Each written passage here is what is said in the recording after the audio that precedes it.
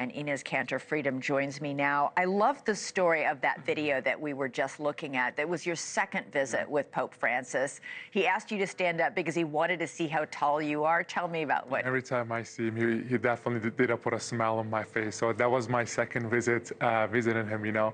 And he actually, translator said, I am one of the tallest person that ever visited him. I was like, I'm very honored.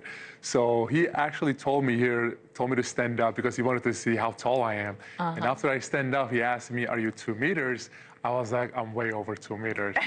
But I mean, he was an athlete as well. So he really cared about athletes, really cared about sports. Well, it's interesting. He was a soccer player in his younger days, a ardent, fervent soccer fan, a card-carrying member of his favorite soccer team, and he believed in sports as a metaphor for life, that it teaches people discipline, good sportsmanship, teamwork, and he made that part of what he preached to young people all over the world. You know, sports bring people together. It doesn't matter your background, your religion, your color, whoever you are, you know.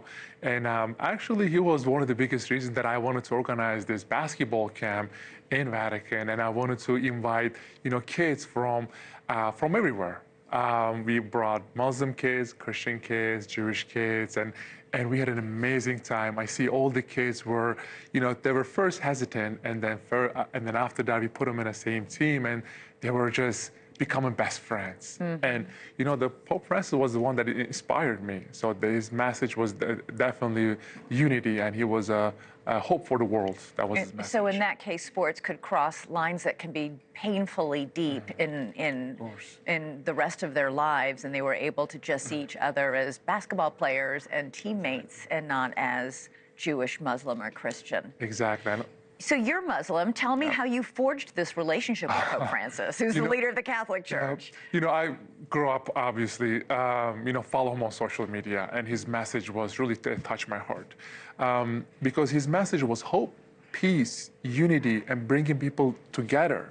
And after I came to America, that was one of my biggest dream, actually. To meet the Pope? To meet the Pope, yep.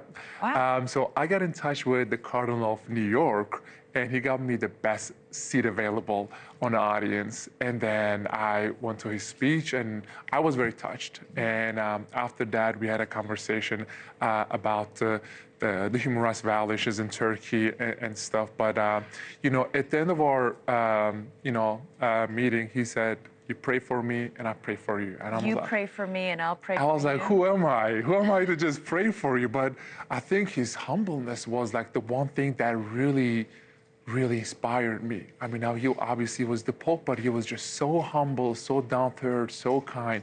So that's why I was like, you know what? I wanted to just go and meet him, shake his hand, and just be in his presence. That's not an easy thing to do, as you know. I mean, yes, you're a professional basketball player. You played for the NBA, but Actually, many of my teammates texted me after. I was like, aren't you Muslim? Why did you go there? I was like, well, his message is unity, you know. I was like, you guys should go as soon as possible because I know that he will be touching your heart to you guys too. What was your reaction when you heard the news he died this morning? I mean, I couldn't believe it.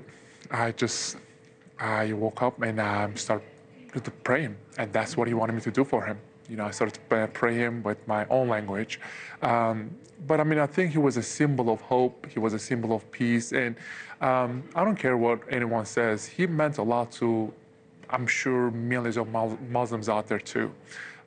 So he deeply touched my heart. So that's why I wanted to just get up from my bed and just pray for him. Yeah, we said at the beginning of the show, he was the leader of 1.4 billion Catholics around the world, but there are many non-Catholics, people like yourself, who you were one of the fortunate, very rare few who had a personal relationship with him, and then established this basketball camp with him, and for kids of all religions. But a lot of people are mourning Pope Francis tonight. Enes, great to have you on set. Thank you for having me. Thank you so much.